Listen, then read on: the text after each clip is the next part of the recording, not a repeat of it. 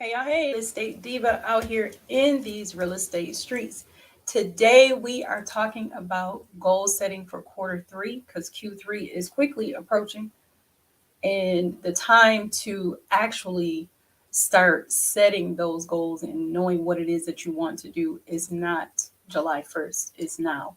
So, you want to start talking about what systems you want to add to your process, what admin goals you have, productivity goals, acquisition goals, especially in real estate. You definitely want to have your acquisition goals together and monetary. So, we are going to talk about that a little bit today. If you have questions, comments, just put them in the chat. I'll be happy to answer any and all questions as they come in. Now, you guys know this is open forum. I believe in communication, so you guys feel free to ask your questions whenever you want. But in my life, a lot of people always ask me with everything that I have going on, how do I manage my time? And I'm going to be honest with you. I'm going to show you two of the planners that I like to use. And I've told you before, I'm in the process of creating my own planners as well. That's going to be uniquely to what it is that I do. So, yes, I do have a lot going on between coaching my one on one clients, coaching my group clients, running my boot camps, showing properties. I am still a licensed broker, so I'm still showing properties to people. I'm also out and I have my own portfolio that I have to manage and my property management business as well. So, with all that being said and having to juggle everything, and I know I talk about my friend Sean a lot, and Sean says to me all the time, how the heck do you get everything done? And to be honest with you, sometimes it's literally by the grace of God. It is not always by me. Okay. It is not always me. Sometimes it is just by the grace of God. And I'm being honest with that. Now, I do like to try and manage my time. Now, one quick tip I will give you, and then I'll give you guys this. I have days. I label my days out for things that I have to do that day. So, like Monday is a real estate day. So that's the day I follow up with all of my attorneys, title companies, buyers, sellers, clients that are looking. I'll reach out to the clients who are in my pipeline who haven't started the process yet to see exactly where they are in that process. That's the day I do all of that. So, yeah, that's Monday. Tuesday will be a property management day. That's going to be the day where I say, you know what? Today, let me call and follow up with this work order, this vendor, this tenant, this landlord, this owner, whoever it may be, this Airbnb guest, because Airbnb is part of my property management. So then I'm in it with that. So we have that as well. And then on Wednesdays, I have coaching days. Thursdays, I have coaching days. Friday is an admin day. And everybody's like, admin day. Yeah, that's the day where I don't schedule any appointments. I don't schedule any calls. I don't schedule any coaching. Everything is that day. Admin and Airbnb are on Fridays. So my phone is normally on Do Not Disturb, just so you guys know. My phone is normally on Do Not Disturb. Why is Friday that day? Because that's the day majority of your guests, if you're in Airbnb, that's the day the majority of them are going to check in. So you're going to have issues. You're going to have people calling you from the airport. Oh, I got in early. Can I check in early? Oh, I'm not going to get there till midnight. Can I check in late? Bunch of different things are going to go on a Friday, and you want to make sure that everybody is well taken care of. So you want to devote a day to that. Saturdays are makeup days for me. So if I have to reschedule a coaching client during the week, one of my one on one clients, if I have to reschedule that coaching client from Monday through Thursday, they're going to get rescheduled on a Saturday. If I have to schedule my boot camp knows this. If I'm in the middle of a boot camp and we have to schedule one of our Tuesdays or our Thursdays, we're going to meet Saturday morning. Sundays, nobody gets a piece of me at all. Nobody. Not my sisters, not my kids. That is my day to do what I want. If I want to go walk in the park, I'm going to walk in the park. If I want to lay in my bed all day and watch Netflix, I'm going to lay in my bed all day and watch Netflix. If I want to read, whatever it is that I want to do, that is like a self-care day for me. I will I do bedside Baptist, which is watching church on watch my pastor on YouTube because I just feel like I could be doing other things while I'm listening to him. And we'll get to that part in a moment too, because that's called passive consumption. And that's something a lot of people don't understand. It's a real thing. Yes, I take my notes. So we're going to get into this. But first and foremost, you might be your first time listening to me live, and I appreciate you joining me. If this is your first time here, don't let it be the last. If you've been here before, thank you for coming back. I appreciate you. So my name is Delisa Robinson. I've been in these real estate streets for the past 25 years. I started out as a buy and hold investor, meaning I was a landlord. I didn't do, I didn't have all of I didn't have all of the different I didn't have flipping in my portfolio, wholesaling in my portfolio, Airbnb in my portfolio. I'm going to tell you, I started real estate investment when I was what? I was 27, 27? Yeah, 27 no, wait. 19, yeah, 27. I was 27 years old when I bought my first house. I bought a duplex and I house hacked. And that's something that a lot of people feel like they don't want to do to get into this process of learning how to get things done, but that's what you have to do.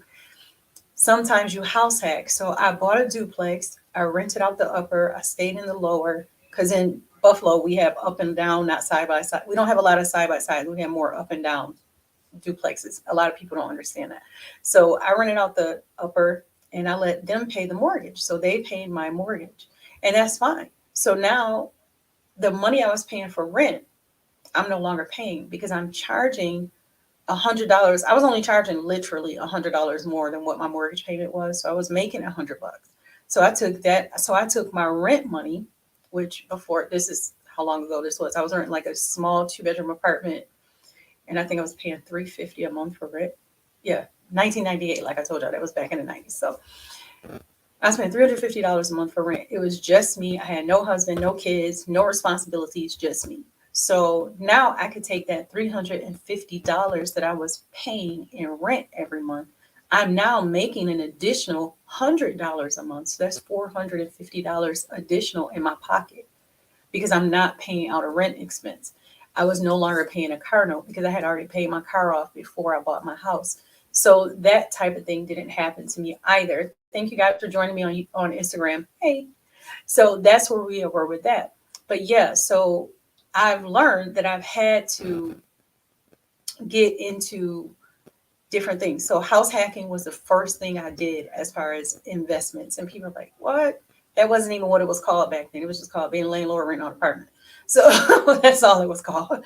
So now what we talk about more is, like I was telling you guys, we're going to be talking about goal setting for Q3. Q3 starts July 1st. And I know it's not even June yet, Delisa, but you still haven't managed your Q2 goals to get to Q3. So we're going to talk about that as well. Now, I started this thing out saying that I have different days for different things that I have to do. Now, to break that down even more, I have not just different days. Like I said, Monday is my real estate day, Tuesday is my property management day, Wednesday is coaching, Thursday is coaching, Friday is Airbnb and admin. Now, that's an admin includes me sitting right here at this desk. I'm paying on an admin day, I might be updating workbooks, creating new classes, new courses, new trainings, mapping out my week for next week so that I can get you guys scheduled for the different trainings that I have to do every week. And also, like I said, taking the inbound calls for Airbnb, for guests that can't get into a lockbox that you've sent the code to 15 times. You know, that type of thing. But you have to do that. That's part of what you do. So I have different days. Within those days, I also have time blocks out for certain things. So now sometimes, and I used to get up every day at 5 o'clock in the morning. And I would from 5 to 7 or from 5 to 7, I would work out, eat, pray, meditate, read, and do whatever I had to do. From 7 to 9, I was on Instagram, Facebook, TikTok, YouTube, collecting messages, returning messages, checking my text messages, checking my emails, returning those messages. And that's what I did between 7 and 9. Because most of the people, hey Kyra, how you doing, doll?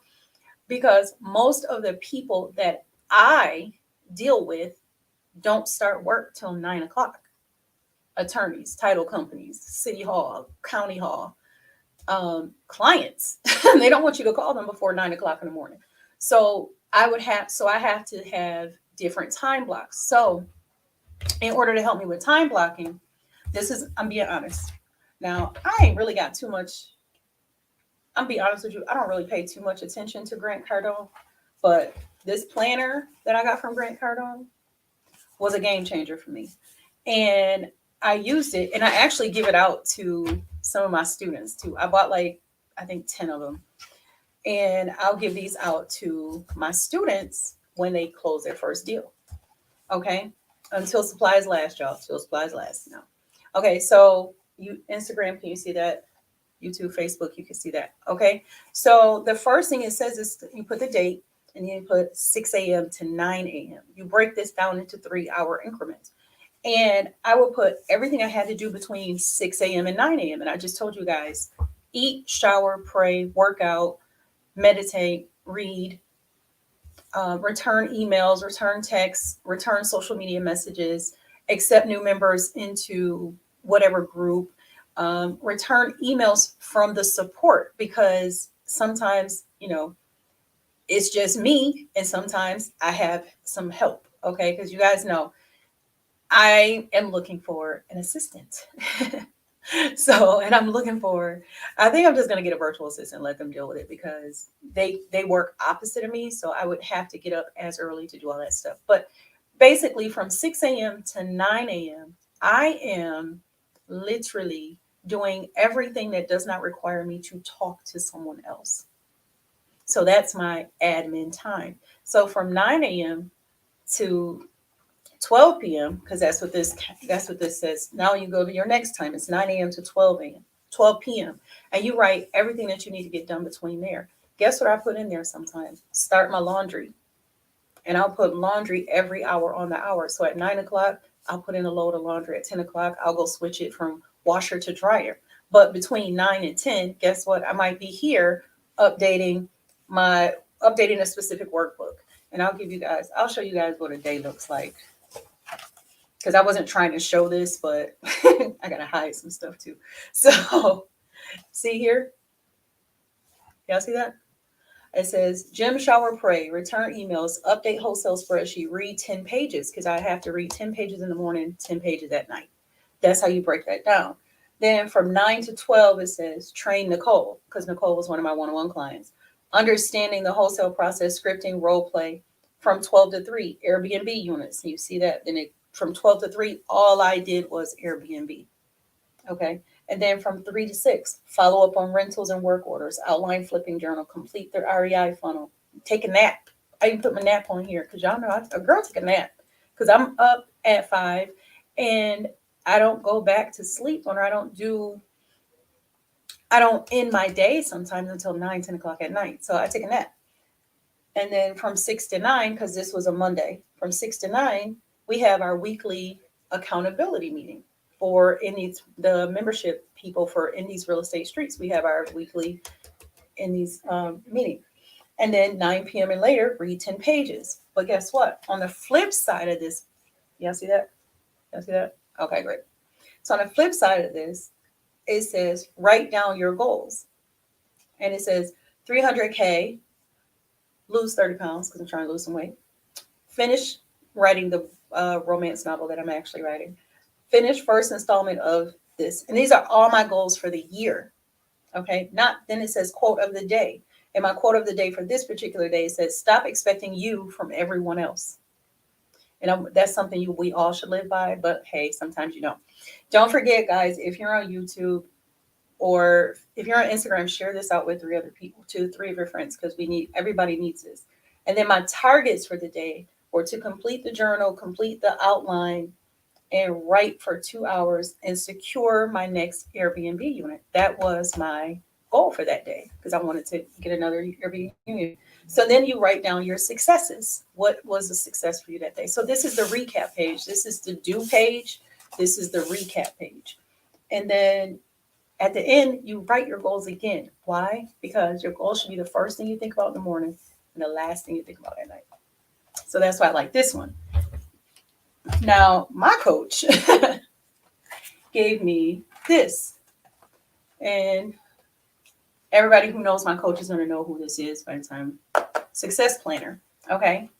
Now, on these, I'll show you. It's similar to that one, but I use this one a little bit more. And I'm going to explain why.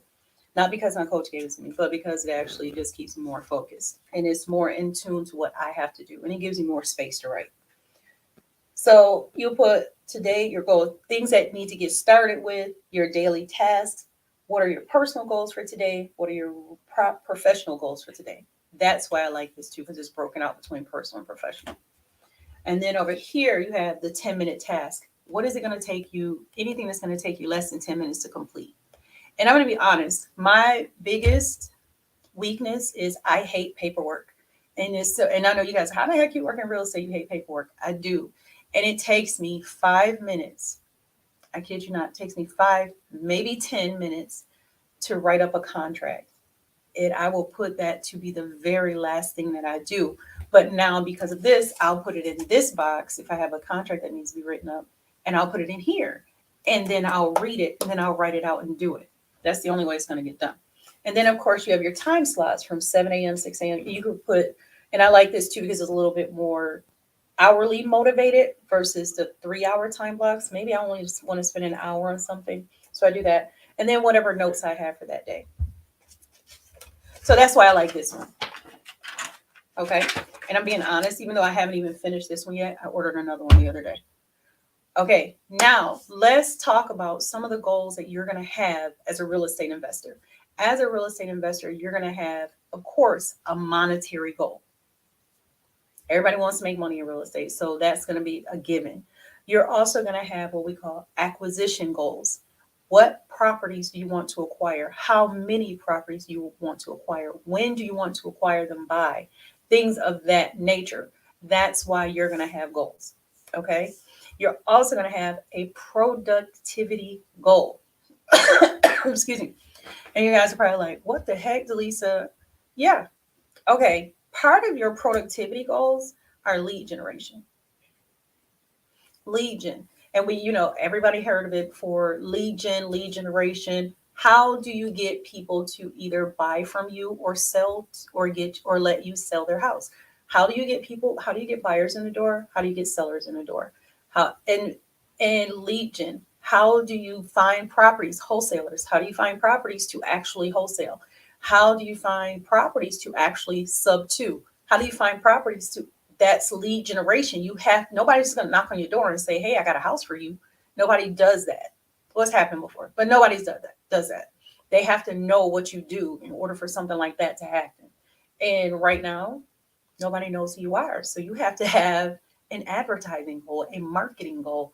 You have to have things like that in place. Okay. So productivity, you have marketing goals. How many calls do you make per day? How many visits are you going to make? How many people are you going to talk to? How many people are you going to network? I took this class probably about 4 or 5 years ago now. I took this class, probably about 4 years ago. And they told us, every day you should leave the house with 20 business cards, at least 20 business cards. And you shouldn't go back home until all those cards have been handed out.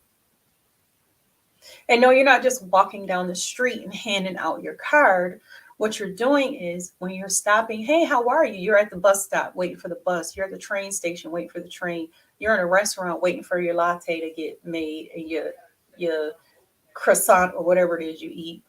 Whatever you're doing, when you're doing, you can't be afraid to strike up conversations with people and tell them what you do and give them your card. So that's how that works. You're supposed to do it every single day. Okay. Now you can do events. You can do some events. You can do whatever it is that you want to do. What I did was me and a partner of mine, well, just a friend, me and my friend Felipe, we were both real estate agents at the time, and we were trying to get people to come in as buyers so we could be buyers agents and get more people in. So we signed up for a job fair. And no, we weren't hiring people. We signed up and we started talking to people about real estate, and we handed out over 100 cards that day, in just that one day. You have to be more creative. Here's a note from our real estate agents. Real estate agents, if your office allows, or if you know somewhere that will give you free space, you should be holding home buyer seminars. That's how I started getting my name out as far as being a real estate agent.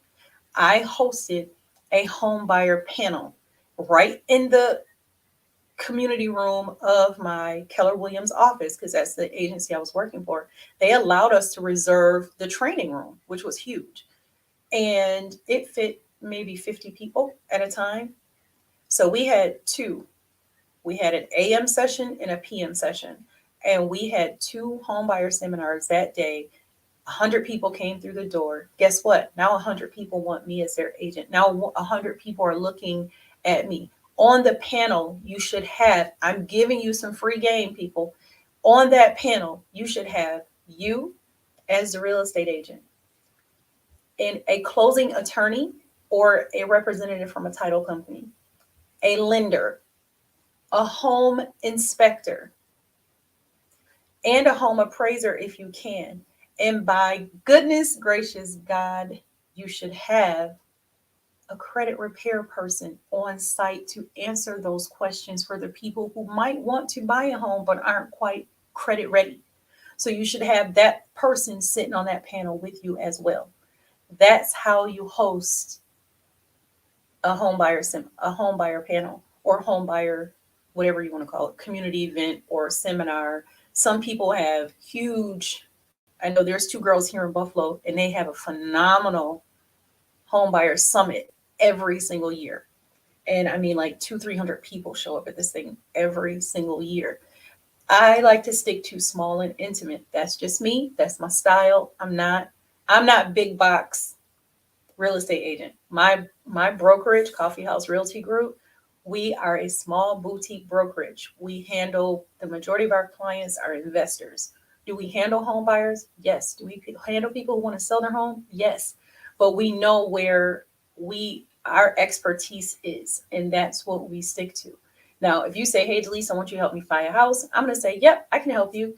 And then I'm going to look at my schedule to see what I got coming up. If I can help you directly, I'm going to help you directly. If I can't, I'm going to refer you to one of the agents in the office who I feel secure enough to handle your situation. And guess what? I'll oversee it, and I'll keep and I'll touch base with you every week just to make sure you're happy and satisfied, because we're a smaller agency, and I keep it small on purpose. So everything doesn't have to be big to be a success. Just so you know. So that's what you need to do for all of you real estate agents out there that watch now, or if you're going to watch the replay later, because I'm going to leave this up. This is what you guys have to do. Now, if you're a wholesaler and you're trying to get your business out there, you're trying to get your goals in line. First of all, we talked about this a little bit last night with Ryan. Ryan Mitchell was my guest last night on my segment I call At the Closing Table. And we discussed how wholesaling is essential. It's like a fundamental course that everybody in real estate should have. Even real estate agents should learn the wholesaling process, because a lot of you agents are out there telling people wholesaling is illegal, and it's not. Okay. And you're also leaving money on the table by not working with wholesalers. But that's a different story for a different day, and we'll talk about it another time. But wholesalers, if you are trying to get your name out there, you need to look up your local RIA meetings, Real Estate Investor Association meetings. You need to join the association. You need to go in. You need to you need to become the resource for all of those investors at that RIA meeting who are looking for quality off market properties from a person who actually knows how to calculate their numbers and get them a great deal. That's all they're looking for. That's all you need to do. So I need you guys to do that. Now, getting back to goals. My goals are these. I have system goals. In my system goals, I have what systems I want to add to my business, what systems I want to take away from my business. I have administration goals. How many team members I want to add to my team this quarter, how many people, how many courses I want to get out. That's all administrative stuff. Productivity, how many, my productivity and my monetary are together. How much money do I want to make per month, per week, per day of the quarter? And you all know I'm on this quest to do, I've done it before and I wanted to do it again. I've done it twice before where I've done 6 figures in 30 days wholesaling real estate. So I'm trying to do that again. But right now, I have a lot of different things pulling me in a lot of different directions. So it's not happening the way I need it to happen. And then you have your acquisition goals. I know this year I want to flip at least 2 houses, 2 or 3 houses this year. I had said something crazy like 10 or 12, but that's not going to be realistic with everything else I have on my schedule. So I can put that out there. I know I want to flip 2 houses by the end of the year. I know I want 5 additional Airbnb units by the end of the year. I know I want to bring in 100 people into my group coaching program before the end of August. I know I want to I want to put out a course for the American Apartment Owners Association, which I'm a featured broker for. So I have to create a course for them.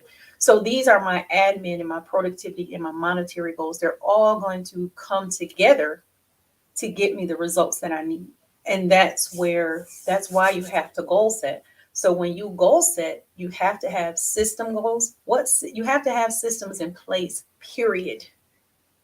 Where regardless of what it is that you're doing, if you're cutting grass as your business, you need a system in place. How do people reach you? Once they reach you, how do you get back in contact with them? How do you collect their money? How do you give them a receipt? When do you put them on the schedule? How are you getting to them? When do you fill up your lawnmower with gas? When do you fill up the edger with, do you have a power edger? Do you have a gas edger? You know, those types of things. You need to have systems in place. If you're walking dogs, how people know you walking a dog? How do they get in contact with you? How do they hire you? Those are all systems. And like I just told you, I have 5 different days for 5 different things, and I have to have 5 different systems in place for those things to take place. And within one system might be something else. So, yes, your standard operations, operating procedures, manual, you need to write that out. It needs to be in writing. Why? Because your business, you will never be able to take a vacation and continue to make money if you don't have systems in place. I'll say it again. You will never be able to make money and take a vacation if you don't have systems in place. If you want to take a vacation, if you are a self-employed person, your goal is to become a business owner. A business runs itself. Okay? A business owner doesn't work in the business every day. That's the difference between being self-employed. Self-employed is where if you stop working, your business stops making money. That's self-employed. That means you have to work in order for your business to work. If you are a business owner, you have a team beneath you that works for you and with you to make sure that your business is still running while you're on the beach in Barbados. Okay. And that's the type of thing that we all have to start getting into that mental headspace about you can even have self-care goals. What are you going to do? I'm going to get a massage once a month. I'm going to get a mani pedi every 2 weeks. I'm going to just relax. I'm going to take a bubble bath once a week just to decompress. I'm going to sit and read for an hour every day. Those are self-care goals, and they should be a part of your day to day. Now, y'all don't believe me?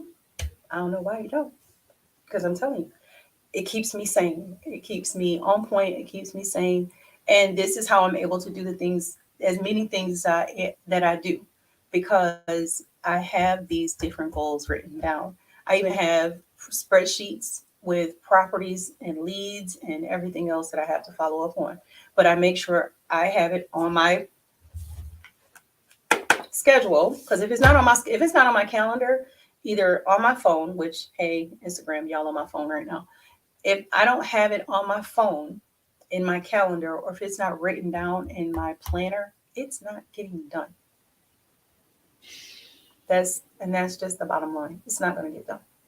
So that's my 30-minute spiel for today. I will be back on here tomorrow or later. It might even be later today because I might be going live with somebody later tonight. I think I got to check my calendar. See, I got to check my schedule to make sure that I'm actually going to be on tonight. If not, I will definitely be on tomorrow around the same time, 11ish. And we'll get more in depth with the goal setting because we're going to break down productivity goals and how they lead to your money. That's what we're going to do tomorrow. So we're going to talk about your productivity goals and the different goals that you need to have in place in order to get your money right. All right. So that's it for today. If you guys have any questions, you can drop them in the comments. Facebook and YouTube. I see that you guys are doing. You guys do have. What planner is this? This planner. Are you talking about? Wait, hold on. I'm gonna be honest with you. This planner is called a Success Planner. It's by my coach, King Ashley Ann, on Instagram, Facebook, and YouTube. She created this planner for us, and we purchased. You can purchase it from her, but you would have got it. This planner is like $97. Did I pay $97 for it? No, I did not. It came in a kit where I had all these other planners. Like this one is my profit planner. And it came in a whole big box with a whole bunch of stuff in it. But she had these on Monday. She was selling these planners for $37 because she was doing a celebration for her birthday. So I don't know if they're still out there for that price, but they're normally $97. She had on sale for $37. But like I said, I'm in process of creating a planner for us real estate investors. So it's going to be more real estate investor friendly with our goal setting and everything else in it. So that's coming up. Should be ready by July because I've been working on it now for a good while. And this is the Grant Cardone 10X planner. He sells these for like $10. You can get, so if you want to get that from him, you can. But those are my two favorite planners that I use. All right. Thank you for your time. Thank you, Kindred Spirit, for coming in. I appreciate you all for coming in. And tomorrow, like I said, I'll come back on and we'll go in depth about the planners, not just the planners, but we're going to do productivity goals because in order for you to make money, you have to be productive. So we can't just go into productivity, and we're going to break down how all of these goals that I use, like I said, I use system goals, admin goals, productivity, acquisition, monetary, and self-care. Those are my 6 goals that I have and I pay attention to on a day-to-day basis. So I'm going to show you by the end of this, I'm going to show you how all of these goals actually work together to make your profit, to increase your productivity and your profits. Okay. Now, no other questions. All right. Remember what I always tell you guys. You can choose to be anything you want in this world. I just hope that you choose to be kind because at some point in your life, somebody was kind to you. And it's always good to pay kindness forward. Not to mention, kindness makes you a good person. And if we all be kind to each other, we make the world a much better place. I will see you tomorrow. Thank you. Mwah. God bless.